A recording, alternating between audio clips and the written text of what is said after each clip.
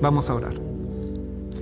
Querido Señor, ahora vamos a abrir tu palabra y te pido que nos llenes a todos de tu Santo Espíritu, que tú te muevas hoy aquí, que lo que se hable sea para exaltarte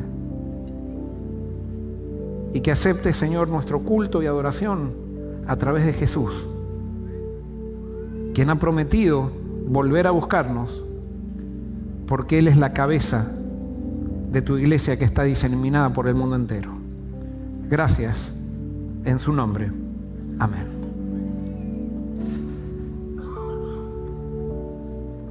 A veces estamos preocupados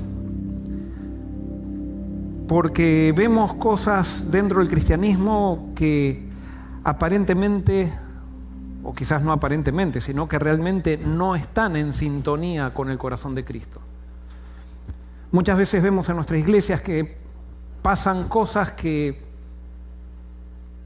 no apoyan los principios del reino. Y muchas veces nos preocupamos. Hoy lo que quiero decirte, y a través de la profecía que estamos analizando, es que Dios se va a encargar de purificar al cristianismo. Lo único que nosotros tenemos que hacer es permanecer firmes. Y quiero empezar con un pasaje bíblico muy conocido que está en Mateo 3 al 14, porque hoy vamos a continuar analizando la segunda profecía del Apocalipsis. Pero vamos a ver que esta profecía, muchos de sus elementos, ya Jesús los describió en su sermón profético en Mateo capítulo 24, versículos 3 al 14. Y dice así: estando él sentado en el monte de los olivos, los discípulos se le acercaron aparte diciendo: dinos, ¿cuándo serán estas cosas y qué señal habrá de tu venida y del fin del siglo? Respondiendo Jesús les dijo: mirad que nadie os engañe, porque vendrán muchos en mi nombre diciendo yo soy el Cristo, y a muchos engañarán. Y tomen nota de las cosas que describe Jesús. Oiréis de guerras y rumores de guerras.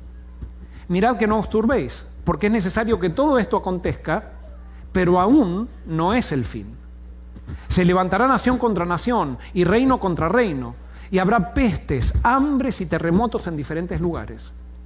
Pero todo esto es solo principio de dolores. Entonces os entregarán a tribulación, os matarán y seréis odiados por todos por causa de mi nombre. Muchos tropezarán entonces y se entregarán unos a otros, y unos a otros se odiarán. Muchos falsos profetas se levantarán y engañarán a muchos, y por haberse multiplicado la maldad, el amor de muchos se enfriará. Pero el que persevere hasta el fin, este será salvo. Y será predicado este evangelio del reino en todo el mundo para testimonio a todas las naciones, y entonces vendrá el fin. Cuando los discípulos le preguntan a Jesús cuáles son las señales de su venida o la señal de su venida, Jesús comienza con las guerras, con las pestes, con el hambre, con los terremotos, pero él dice que cuando eso suceda todavía no es el fin. La señal de su venida, ¿cuál es la señal? Y será predicado, fíjense que no dice el evangelio, sino que dice este evangelio, el evangelio que enseñó Jesús. ¿Por qué? Porque el cristianismo sin Cristo no predica el evangelio de Jesús. El cristianismo sin Cristo predica el mensaje de las denominaciones. Predica iglesias, predica instituciones religiosas, pero no predica a Cristo.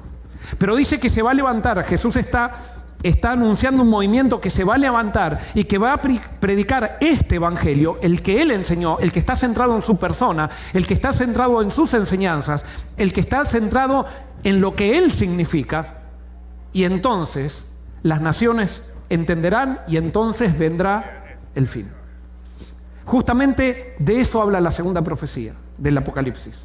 Nosotros estudiamos que la primera profecía comienza con un problema: Cristo quiere venir pronto, pero el cristianismo no está preparado ni quiere recibirlo. Entonces Jesús le hace un mensaje al cristianismo de arrepentimiento. Eso es en la primera profecía. La segunda profecía comienza con un problema. Se arrepienten muchos en las iglesias, se forma un movimiento, pero ese movimiento está mezclado los cristianos sin Cristo con los cristianos con Cristo. Entonces Dios tiene que hacer algo para que los cristianos con Cristo queden solos y sean separados, eso se llama zarandeo, sean separados de los cristianos sin Cristo. Ahora, nosotros vimos que el Padre estaba con un libro en el trono, el Cordero se acerca y vimos que ese era el libro de la vida del Cordero, donde allí están registrados todos los que habitaron el mundo. Pero Jesús, antes de venir, tiene que confirmar en ese libro a aquellos que han elegido estar con Él. ¿Para qué? Para sacar del libro a aquellos cristianos sin Cristo que no quieren estar con Él, pero que profesan ser cristianos. Y de eso se trata esta profecía. Jesús comienza a abrir los libros, este libro, y comienza a desatar los sellos del libro, y cada sello que desata se provocan acontecimientos que van a llevar a que se predique el Evangelio a todas las naciones para que venga el fin. Y eso voy a tratar de demostrar ahora. Como les dije, se abre el libro de la vida del Cordero, y la parte de la profecía que vamos a analizar ahora es cómo o qué va pasando mientras se abre el libro de la vida del Cordero. Y entonces la sección, esta profecía tiene 7 sellos, o este libro tiene 7 sellos. En estos 7 sellos aparecen 4 jinetes que aparecen en los 4 primeros sellos, y después de eso, de que se abren los 6 primeros sellos, aparece un remanente que es el resultado de la confirmación de estas personas en el libro de la vida. Y que este remanente son los cristianos que han aceptado a Cristo en este proceso. Son los cristianos que ya no quieren poner a la iglesia en primer lugar, sino que quieren poner a la persona de Cristo en primer lugar. Son los cristianos que ya no quieren vivir una cultura cristiana, sino que quieren vivir totalmente para Jesús. Como resultado, entonces, queda ese remanente, y ese remanente le predica a todas las naciones, y cuando le predica a todas las naciones viene el fin. Y ahora esto es un anticipo, vamos a empezar a analizar, y ajustense los cinturones porque hoy vamos a analizar mucho la Biblia. Nosotros el primer sello ya lo vimos, ¿se acuerdan? El sábado pasado. El primer sello es un caballo blanco con un jinete, que dice así: entonces vi que el Cordero abrió uno de los sellos, y oí uno de los 4 seres vivientes decir con una voz de trueno diciendo: ven. Miré, y vi un caballo blanco, el que lo montaba tenía un arco y le fue dada una corona, y salió venciendo para vencer. Nosotros ya el sábado pasado analizamos a través de la Biblia qué significa este sello, y de acuerdo a lo que interpretamos, este sello o este caballo blanco significa el movimiento de personas arrepentidas, y como se arrepintieron han vencido, y entonces salen venciendo para vencer. Aquí comienza un movimiento que no va a parar hasta la segunda venida de Cristo. Una vez que haya un grupo de personas, que después esta misma profecía dice que serán 144.000. No importa si son literales o simbólicos, lo que importa es que Dios tiene un número que tiene que acontecer. Cuando haya ese número, entonces comienza un movimiento que sale venciendo para vencer. Ya lo analizamos nosotros. Si usted no ha estado el sábado pasado aquí, le aconsejo que vaya a YouTube y vea entonces el sermón del sábado pasado para entender lo que significa este movimiento. Y dijimos que este movimiento va a ser un movimiento de reavivamiento. Pero ¿cómo nos vamos a dar cuenta que este movimiento cristiano se reavivó? ¿Se acuerdan? ¿Qué es lo que va a suceder como consecuencia del reavivamiento? Muy bien, una reforma. Y dijimos que si no hay reforma, entonces no hubo ¿qué? Reavivamiento. O sea, si realmente nos reavivamos, va a ocurrir una reforma. Vamos a ver la iglesia de otra manera. Vamos a hacer las cosas no a la manera de los hombres, sino a la manera de Dios. ¿Por qué? Porque el cristianismo actual, todo el cristianismo occidental, hemos hecho o estamos haciendo las cosas a la manera de los hombres, mencionando a Cristo. Pero no estamos manejando la iglesia a la manera de Dios, con los principios del reino de Dios. No, mencionamos a Cristo, tenemos un manto de espiritualidad, pero cuando hacemos las cosas, el cristianismo occidental las hace al estilo de los seres humanos y no al estilo de Cristo. Y por eso ese reavivamiento va a producir una reforma. Vamos al segundo sello. ¿Qué va a pasar? ¿Qué va a hacer Dios para hacer este zarandeo? Para que queden solamente los cristianos con Cristo en la iglesia. Apocalipsis 6, 3 y 4 dice así: y cuando se abrió el segundo sello, oí al segundo ser viviente que decía: ven. Salió otro caballo de color rojizo. El que lo montaba le fue dado poder para quitar la paz de la tierra y hacer que se mataran unos a otros. Y se le dio una espada muy grande. ¿Cuáles son las características de este sello? Tenemos un caballo bermejo o rojo. Cuando aparece rojo en la Biblia, generalmente significa un momento difícil y especialmente un momento donde va a haber muerte, donde va a haber tensión. Es más, este caballo pareciera describir lo que Jesús en Mateo 24 decía: va a haber guerras y rumores de guerra. Porque quiero decirles algo. Las tensiones sociales o políticas o continentales de alguna manera afectan a la iglesia de Dios. Y esas tensiones de alguna manera muestran con quién se identifica la iglesia de Dios. Supongamos, aquí hay muchas personas, vamos a poner un ejemplo particular para que, por ejemplo, acá habemos, no hay muchas, pero habemos algunos argentinos y hay chilenos. Argentina y Chile estuvieron a punto de una guerra por los años 1982, por allí. No sabía, dice. Cuando hay una guerra entre dos países, se ve en las iglesias a quién se sirve. Y por ejemplo, si Argentina y Chile están en guerra, yo no puedo estar orando para que Dios bendiga a los bombarderos argentinos para que maten a la mayor cantidad posible en Chile, porque estamos en guerra. No, yo soy cristiano, estoy por encima de mi país. Y si hay una guerra entre Argentina y Chile, por más que yo soy argentino, no me voy a poner en contra de los chilenos, porque yo tengo una ciudadanía que está por sobre mi ciudadanía argentina. Mañana nos vamos a reunir acá en la Feria de las Naciones. Espero que no nos reunamos para competir los unos con los otros, porque somos todos hermanos en Cristo. Y tenemos que vivir la experiencia en Cristo que nos une. Nuestra ciudadanía está por sobre nuestras ciudadanías terrenales. Y por eso las tensiones mundiales de alguna manera sacuden a la iglesia. Y lo que está describiendo este caballo es que van a empezar a haber tensiones mundiales que de alguna manera van a definir. No, porque queremos que... A ver, no me voy a meter, esto es muy sensible. Pero que Israel mate a todos los de Hamas, o los demás Hamas, los palestinos, se vengan al final de Israel. ¡No! Son seres humanos amados por Dios, y nosotros tenemos que orar por todos. No queremos ni que israelíes ni palestinos se mueran, porque somos ciudadanos del reino de los cielos. No seguimos a un terrorista, seguimos a un humilde carpintero que dio su vida por nosotros en una cruz, por más que éramos enemigos.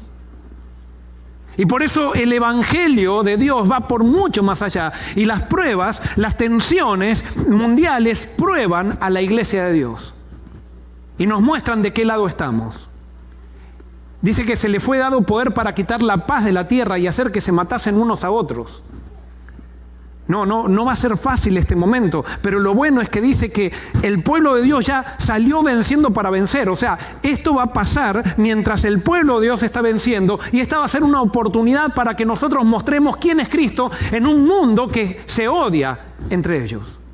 Nosotros vamos a mostrar el amor de Cristo y no vamos a mostrar el odio que se tienen los unos a los otros. Nosotros vamos a ser pacificadores y no vamos a ser guerreros o terroristas.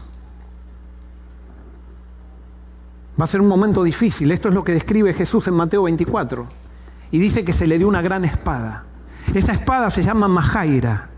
Y esto no solamente describe tensiones fuera de la iglesia, sino que describe tensiones también, ¿dónde? En el pueblo de Dios. ¿Por qué? Porque ahora hay un movimiento que empezó a levantar a Cristo. Y quiero decirte algo, que cuando se levanta a Cristo, siempre hay problemas.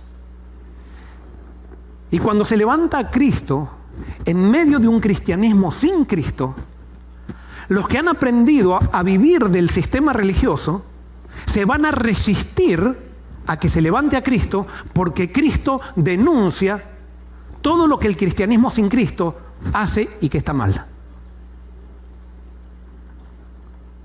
Y por eso, ¿se acuerdan que habíamos dicho que hay dos iglesias finales? Está la iglesia de Esmirna y Filadelfia escatológica, ¿se acuerdan? Ahora en este periodo comienza a verse lo que va a pasar en la iglesia de Esmirna escatológica, que habla que los judíos que dicen ser judíos y no lo son, sino que son sinagoga de Satanás, comienzan a perseguir a aquellos que siguen a Cristo, en el nombre de Dios. Es más, Jesús dice, en esa época, muchos los matarán pensando que están sirviendo a Dios. No hay nadie más fanático que alguien que sirve a un Dios equivocado. Y por eso Satanás lo sabe a eso. Y por eso Satanás se las ha arreglado para que el cristianismo sin Cristo sea el que impere en las instituciones cristianas. Y por eso en las instituciones cristianas encontramos muchas veces la mayor intolerancia que alguna vez puede haber alguien aquí en el mundo. Los grandes desastres mundiales han sido empujados por la iglesia cristiana occidental. Y siguen siendo empujados y apoyados. Porque es un cristianismo sin Cristo y es el cristianismo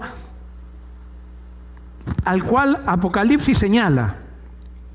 Pero ese cristianismo sin Cristo, creo que todos somos parte de ese cristianismo sin Cristo, pero hay gente que se está arrepintiendo y hay gente que se va a arrepentir.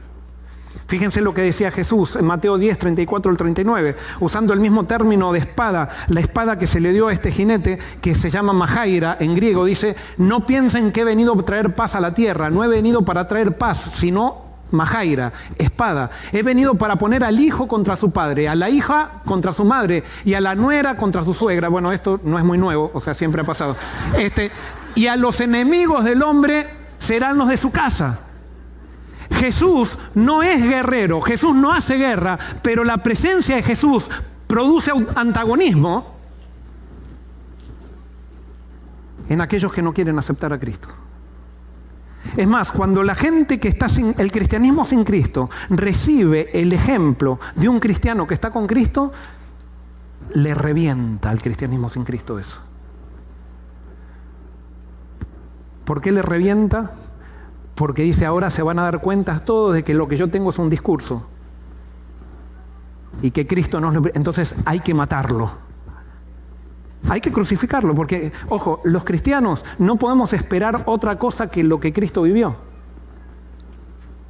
Toda persona que no quiere entregarse a Cristo, cuando ve a Cristo lo quiere crucificar. Y si Cristo vive en ti, no te quieren crucificar a ti. Quieren crucificar al Cristo que vive en ti. Y por eso Jesús decía, el que ama a su padre o a su madre más que a mí no es digno de mí. El que ama a su hijo o a su hija más que a mí no es digno de mí. El que no toma su cruz y me sigue no es digno de mí. El que haya su vida la perderá y el que pierde su vida por causa de mí, la hallará. En 2 de Timoteo 3:12 dice, y también todos los que quieren vivir piadosamente en Cristo Jesús padecerán persecución. ¿Cuántos? Estamos predicando para entregarnos a Cristo. Si nos entregamos, ¿qué va a pasar? Todos. Y esta es la gran piedra de tropiezo. Porque a veces queremos estar con Cristo, pero queremos estar cómodos. No, y Jesús no te llamó un camino de comodidad, te llamó un camino de victoria.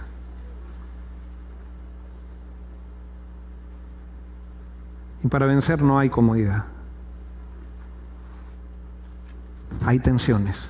Y esas tensiones están descritas en este caballo. Y vamos al tercer sello, y acá vamos a tener que analizar un poquito más. Ya estamos tratando de ahora identificar los símbolos con el mismo Apocalipsis y con la misma Biblia. Vamos a ver el tercer sello. ¿Qué pasa? Entonces, primero sale un caballo venciendo para vencer, se suman tensiones en la tierra, esas tensiones van a repercutir dentro de la iglesia, y la iglesia también a su vez, como va a haber gente reavivada, va a tener tensiones dentro de sí. ¿Qué va a pasar entonces como consecuencia en el tercer sello? Apocalipsis 6, 5 y 6, dice así. Cuando abrió el tercer sello, oí al tercer ser viviente que decía, ven y mira. Y miré. y he aquí un caballo negro, y el que lo montaba tenía una balanza en la mano. Y oí una voz en medio de los 4 seres vivientes que decía: 2 libras de trigo por 1 denario, y 6 libras de cebada por 1 denario, pero no dañes al aceite ni al vino. ¿Qué simboliza esto? Y vamos a ver las características de este sello. Hay un caballo negro, un jinete con una balanza, y se anuncia que el cereal está muy caro y que no se daña al aceite y al vino. Estos elementos nos van a ayudar a identificar con la Biblia qué puede significar este caballo, este movimiento. Vamos, caballo negro. ¿Qué significa negro en la Biblia? Negro en ciertos contextos significa algo nefasto, algo duro, algo muy duro. Acá estamos frente a algo difícil que va a ocurrir, y especialmente que va a ocurrir con la iglesia. Hay un jinete con una balanza. ¿Qué simboliza balanza en la Biblia? ¿Qué simboliza balanza en la Biblia? Balanza en la Biblia, por supuesto, es para pesar la balanza, pero cuando aparece una balanza, simboliza juicio. Y nosotros vemos eso en el Antiguo Testamento, lo podemos ver en varios pasajes, pero vamos a uno que es muy destacado, en Daniel 5:27, que dice: has sido pesado en balanza y fuiste hallado falto. ¿Quién le está diciendo esto a quién? Esto se lo está diciendo Daniel, le está interpretando a Belsasar una escritura que una mano misteriosa había escrito en la pared. Y entonces dice: has sido pesado en balanza y has sido hallado falto. Esta noche Babilonia va a caer, se le dice al rey Belsasar, rey de Babilonia. O sea que balanza significa juicio. Y vamos a hablar un poquito del juicio hoy. Si ustedes no vinieron al primer turno, hoy al turno en inglés tendrían que haber venido al turno en inglés. Escúchenlo.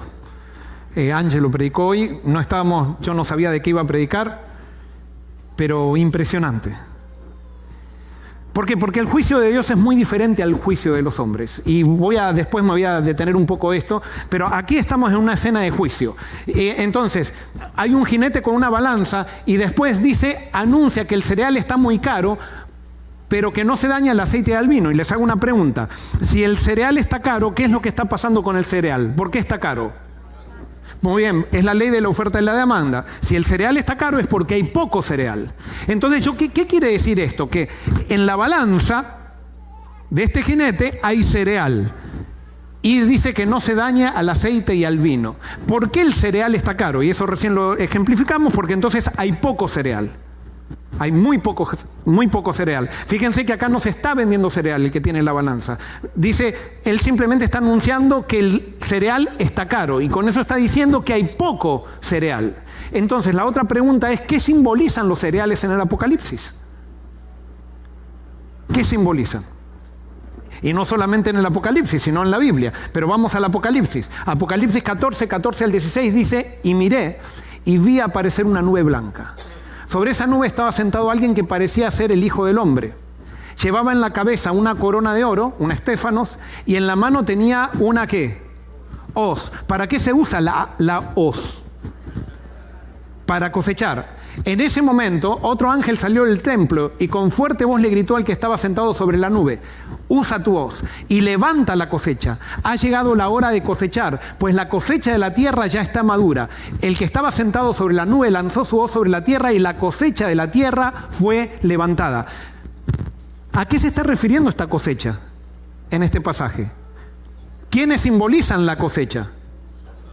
Si ustedes ven cómo sigue el pasaje, después dice que hay que cosechar, pero hay que cosechar uvas. Acá lo que me da a entender es que se están cosechando cereales, pero después se cosechan uvas que van a ir ¿a dónde? Al lagar de Dios.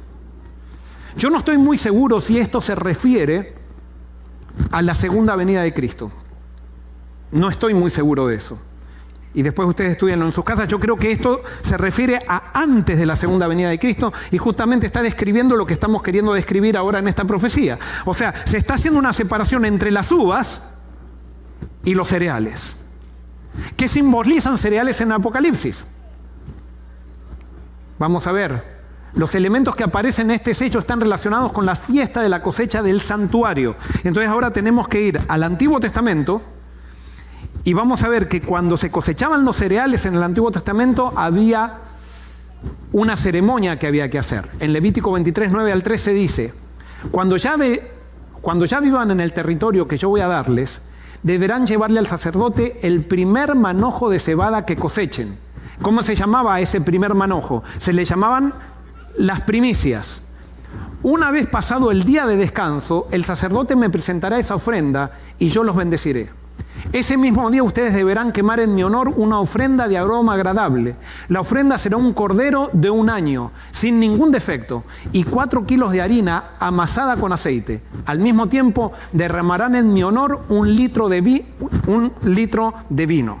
Fíjense que acá tenemos los elementos que el jinete tiene, o del cual el jinete habla. Están los cereales y está el aceite y el vino. El aceite y el vino era lo que se ponía en esta ofrenda de primicias. Y nadie podía comer nada de esta cosecha hasta que se presente estas primicias. Presten atención a esto. ¿Por qué? Esto se refiere a la fiesta de las primicias, que era la fiesta de la cosecha. Se cosechaban las primeras primicias, se presentaban delante de Dios, y una vez que se presentaban las primeras primicias, se pasaba a cosechar todo lo que había que cosechar. Todo el cereal que había que cosechar. Y ahora la pregunta es, ¿cómo se le llama a los 144.000 en el Apocalipsis? Vamos a Apocalipsis 14, 1 y 4 y dice así: después miré y vi que el Cordero estaba de pie sobre el monte Sión y con él 144.000 que tenían el nombre de él y el de su padre escrito en la frente. El versículo 4: estos son los que no se contaminaron con mujeres, pues son vírgenes. Son los que siguen al Cordero donde quiera que va. Estos fueron redimidos entre los hombres como primicias para Dios y para el Cordero. ¿Quiénes son los 144.000? Primicias. ¿Qué son las primicias que eran? Cereales. ¿Qué simbolizan entonces los cereales en el Apocalipsis? El pueblo de Dios. Y especialmente los 144.000, que son los primeros que se cosechan.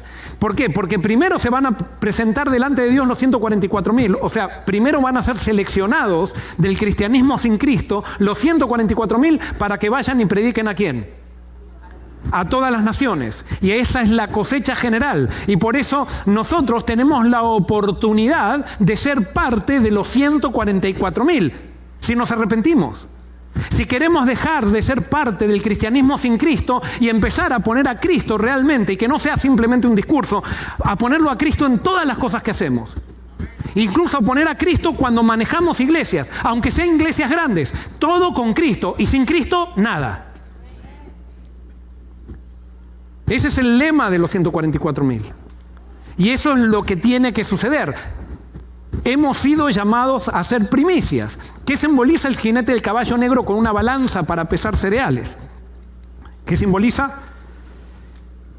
Es la selección de los 144.000. Aquí se confirman, y es lo que después más adelante, esta misma profecía diría, aquí se sellan a los 144.000, que son los cristianos que están en el cristianismo sin Cristo, pero que deciden estar con Cristo. Este es un juicio para los cristianos. Y ahora esto es lo que tiene que ver con el sermón que predicó Ángelo esta mañana en inglés, que ni sabíamos nosotros que íbamos a predicar lo mismo.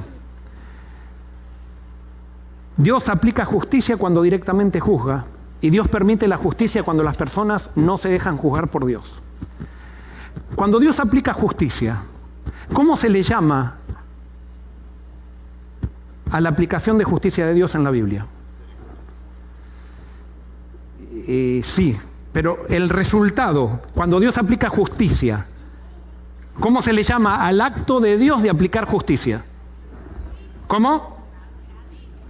¿Cómo? Juicio, sí, juicio, eso es cuando Dios hace juicio. Pero cuando Dios hace juicio, ¿cuál es el resultado cuando Dios hace juicio? Y esto es importantísimo, hermanos. Cuando Dios hace juicio, el resultado es justificación. Cuando Dios aplica justicia, eso se llama en la Biblia justificación. Y les hago una pregunta. Cuando alguien es justificado en la Biblia, ¿cuál es el resultado? Es salvación. Nunca Dios justifica a alguien para perdición. Siempre Dios justifica para salvación. O sea, ese es el mensaje de la Biblia. Cuando Dios aplica justicia para salvación. Y les hago una pregunta. ¿En quién Dios aplica justicia? ¿En quién? ¿Quién necesita justicia? Los pecadores. O sea que cuando Dios aplica justicia en el pecador, el resultado es justificación y el resultado de la justificación es salvación. Sin embargo, nosotros no sé por qué enseñamos que cuando Dios aplica justicia en el pecador, ¿Dios qué? Lo mata y lo destruye. No, cuando Dios aplica justicia en el pecador, se llama justificación, y la justificación salva, y la justificación, la salvación, es solamente por la justificación que Dios hace por la fe en nosotros. Cuando el ser humano aplica justicia, es totalmente diferente. Cuando nosotros aplicamos justicia, ¿para qué la aplicamos? Para destruir lo que nos molesta. Dios, cuando le molesta algo, lo salva. Nosotros, cuando nos molesta algo, lo destruimos. Y ¿saben qué? Esto ayer me quedó muy en la cabeza, muy metido. Ayer tuve una situación. Resulta que tenemos un problema en la casa. Bueno, espero que no se malinterprete lo que voy a decir. Pero de vez en cuando se mete una mosca a la casa.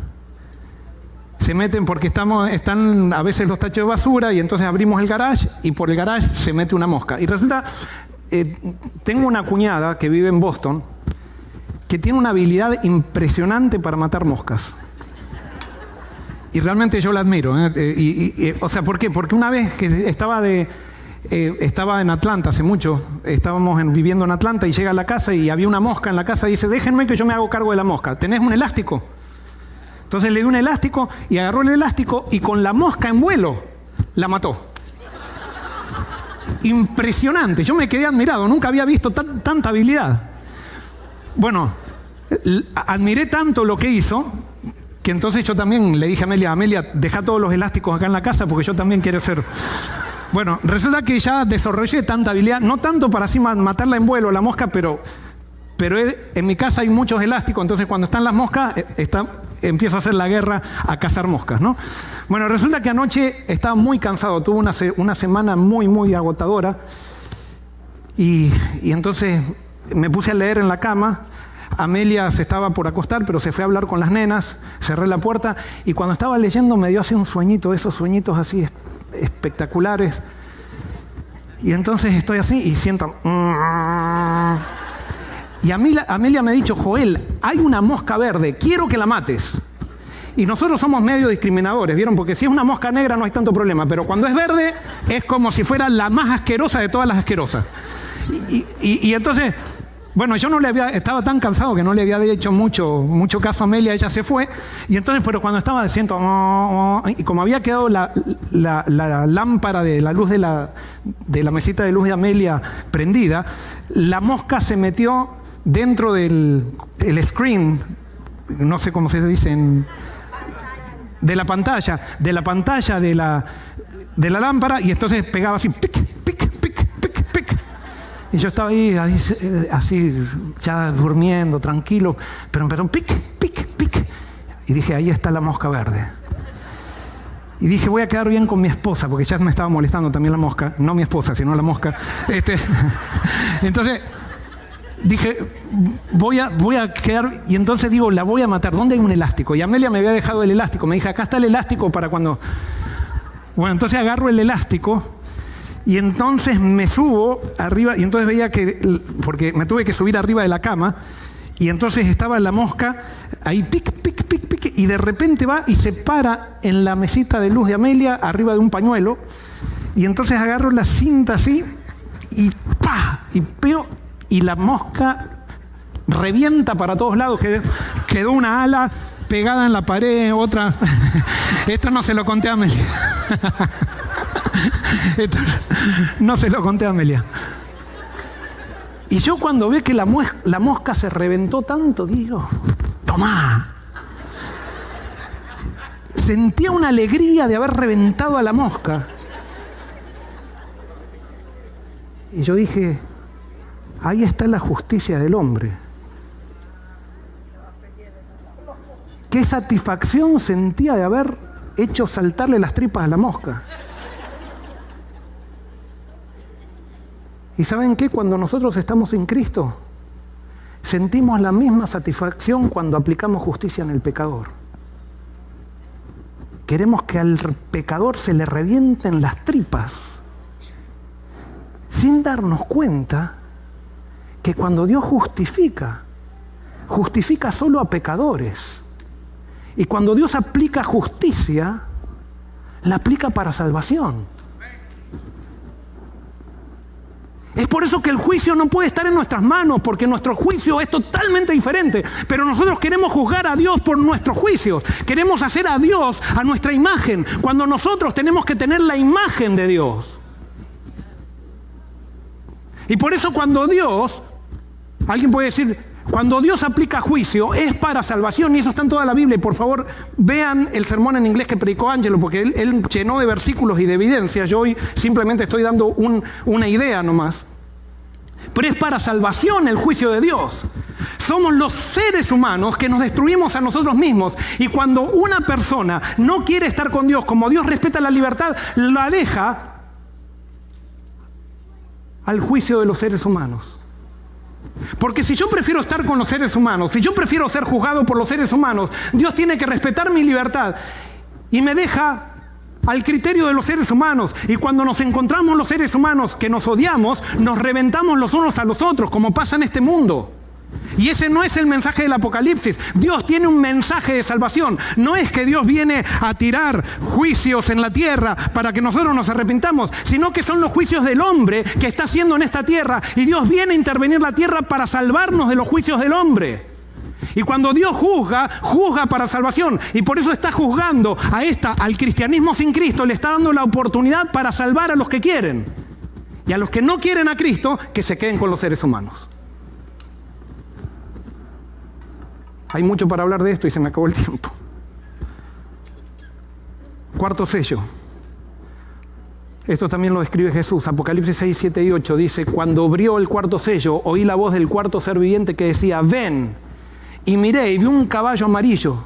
El que lo montaba tenía por nombre Muerte, y el Hades lo seguía. Y le fue dada potestad sobre la cuarta parte de la tierra para matar con espada, con hambre, con mortandad y con las fieras de la tierra. Esto se está describiendo lo que va a pasar. No es que Dios manda a este caballo, sino que Dios está describiendo por medio de estos símbolos lo que va a suceder en la tierra. Lo que viene en la tierra es tremendo, pero Dios, como salva y quiere proteger, nos da la oportunidad que lo sepamos para que nos acojamos a Él. Hay un arca de salvación que ha sido provista por Dios para salvarnos de los hombres y salvarnos de Satanás. Y por eso esto no es un mensaje de destrucción, es un mensaje de salvación. Pero lo que viene, viene, porque nosotros somos seres humanos y lo único que hacemos los seres humanos es destruir. Dios viene a salvarnos de nosotros mismos. Va a haber espada, hambre, mortandad y fieras. Y fíjense lo que dice. ¿De dónde se saca esto? Esto se saca de las figuras del Antiguo Testamento. Dice así, en Ezequiel: vino a mí palabra de Jehová diciendo: hijo de hombre, cuando la tierra pecare contra mí, rebelándose pérfidamente, y extendiere yo mi mano sobre ella, y le quebrantare el sustento del pan, y enviare en ella hambre, y cortare de ella los hombres y bestias, si estuviesen en medio de ella estos tres varones, Noé, Daniel y Job, ellos por su justicia librarían únicamente sus propias vidas, dice Jehová el Señor. Y alguien puede decir: ¿ves, Joel? Ahí está diciendo que Dios va a enviar todo eso. Claro, porque se acuerdan que nosotros dijimos, ya lo venimos estudiando hace mucho y lo hemos demostrado con la Biblia, que en el Antiguo Testamento Dios aparece como haciendo aquello que permite. Y es más, muchas veces en el Antiguo Testamento se le atribuye a Dios lo que hace Satanás. Y como no había una conciencia de Satanás, Dios se revela a los profetas del Antiguo Testamento de acuerdo a las limitaciones que ellos tenían. Y entonces ellos escribían de acuerdo a esas limitaciones, y cuando llega Cristo podemos entender la verdad como es en Cristo. Sigue diciendo: y si hiciere pasar bestias feroces por la tierra y la asolaren, y quedare desolada de modo que no haya quien pase a causa de las fieras, y estos tres varones estuvieran en medio de ella, vivo yo, dice Jehová el Señor, ni a sus hijos ni a sus hijas librarían, ellos solos serían librados y la tierra quedaría desolada. O si yo trajere espada sobre la tierra y dijere: espada, pasa por la tierra, e hiciere cortar de ella hombres y bestias, y estos tres varones estuviesen en medio de ella, vivo yo, dice Jehová el Señor, no librarían a sus hijos ni a sus hijas, ellos solos serían librados.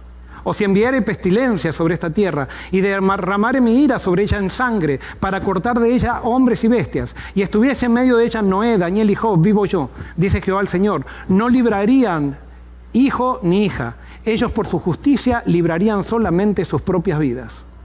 Por lo cual, así ha dicho Jehová el Señor, cuánto más cuando yo enviare contra Jerusalén mis 4 juicios terribles, espada, hambres, fieras y pestilencia, que es lo que habla el 4º sello, para cortar de ella a los hombres. Sin embargo, y escuchen bien esto, aquí está el Evangelio. He aquí quedará en ella, ¿qué? Un remanente, hijos e hijas que serán llevados fuera. Dice que va a quedar, después que vengan todos estos juicios, va a quedar un remanente. Ahora fíjense lo que hace el remanente una vez que es llevado fuera. Dice, está en celeste. He aquí que ellos vendrán, ¿a quién? A vosotros. O sea que las pestilencias y eso van a destruir a la gente. No, porque dice que ellos, Dios está salvando un remanente, porque ellos vendrán a vosotros y veréis sus caminos y sus hechos y seréis consolados del mal que hice venir a Jerusalén, de todas las cosas que traje sobre ella. Dios está haciendo un remanente para que el remanente muestre el amor de Dios, para que el remanente muestre que realmente hay salvación en Cristo, que no es necesario pasar por todas esas plagas, esos juicios que el hombre mismo se causa por estar cerca de Satanás. Y entonces acá vemos que en Ezequiel Dios permite esto porque está formando un remanente. Lo mismo está pasando con los hechos del Apocalipsis. En el 5º sello, Apocalipsis 6, 9 y 11 dice, cuando se abrió el 5º sello, vi bajo el altar las almas de los que habían sido muertos por causa de la palabra de Dios y por el testimonio que tenían. Y clamaban a gran voz diciendo, ¿hasta cuándo, Señor santo y verdadero, no juzgas y vengas nuestra sangre en los que moran en la tierra? Y se les dieron vestiduras blancas y se les dijo que descansasen todavía un poco de tiempo hasta que se completara el número de sus consiervos y sus hermanos, que también habían de ser muertos como ellos. Y acá viene algo que da un poquito de miedo. ¿Que va a haber gente que va a morir? Aparentemente sí.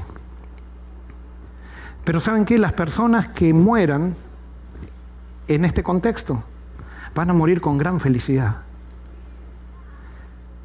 ¿Por qué? Porque van a estar seguros de que lo que están haciendo es verdadero. Van a estar seguros que Cristo viene pronto. Y si ellos necesitan morir para que otro se entregue, si ellos necesitan morir cuando un verdugo venga y te quiera matar y tú mueres feliz en el Señor, eso va a causar la diferencia. Y por eso después dice en Apocalipsis 14, dice, bienaventurados desde aquí en adelante los que mueren en el Señor, porque sus obras con ellos siguen. Es más, a los que mueran en esta etapa, Dios va a hacer ver la muerte en esta etapa como si fuera una bendición. Es más, van a decir ya que llegue el descanso. Es más, va a ser como decir, listo, ya se acaba todo y veo a Cristo.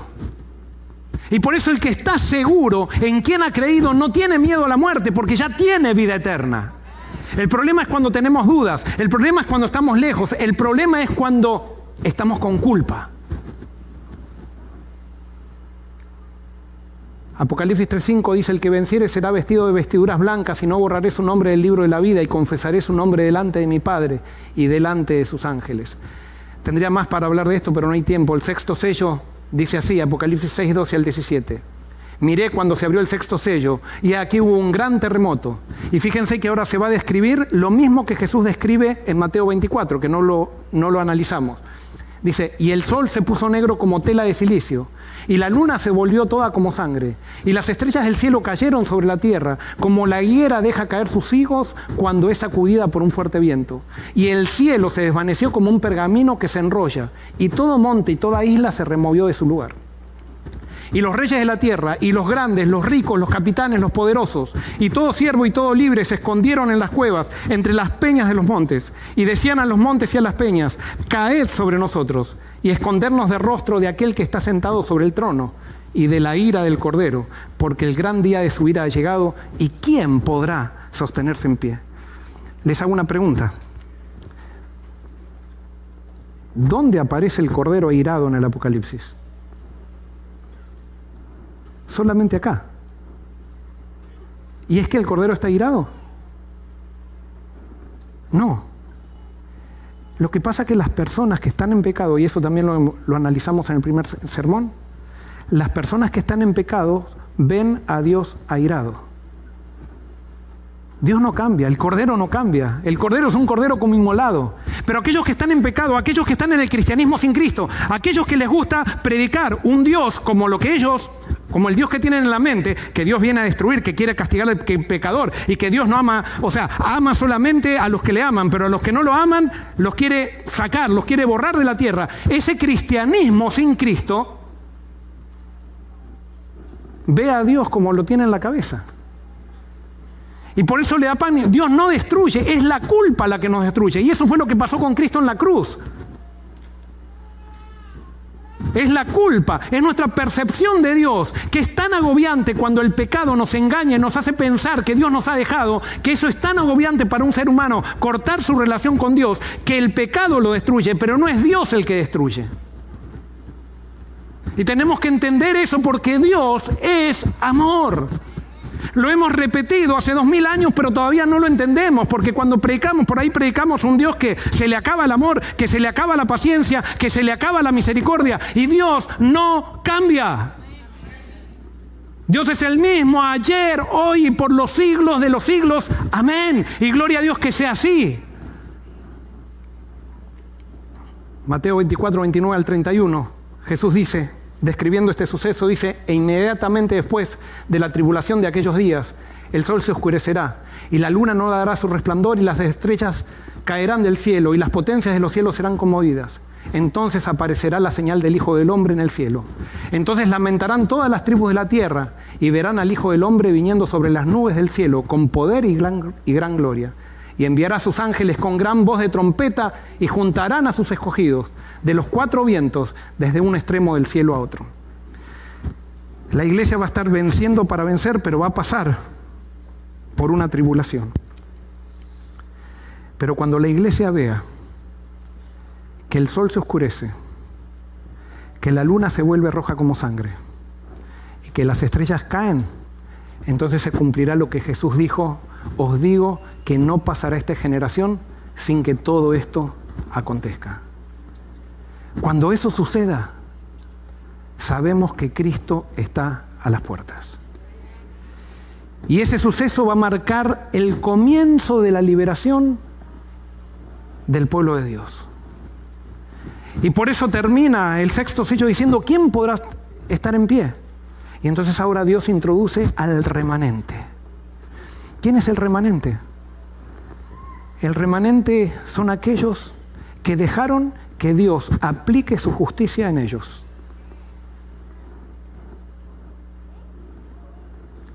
El remanente son aquellos que se dejaron enjuiciar por Dios. Porque Dios, cuando juzga, salva. El pecado, los seres humanos, Satanás, cuando juzgamos, destruimos, condenamos.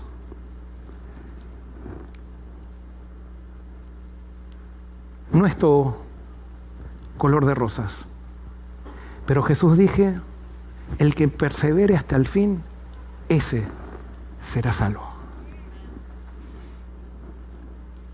Yo sé que muchas veces venimos aquí cargados. Hoy quiero decirte que le des la oportunidad a Dios de aplicar justicia en tu vida y justificarte. Porque no son los que se portaron bien, no son los que son adventistas de 4ª generación o que son parientes de Elena de White, los que van a estar en el remanente. No, son aquellos que reconocieron su necesidad de Cristo. Somos aquellos que reconocemos nuestra necesidad de Cristo y que sentimos que sin Él somos un desastre.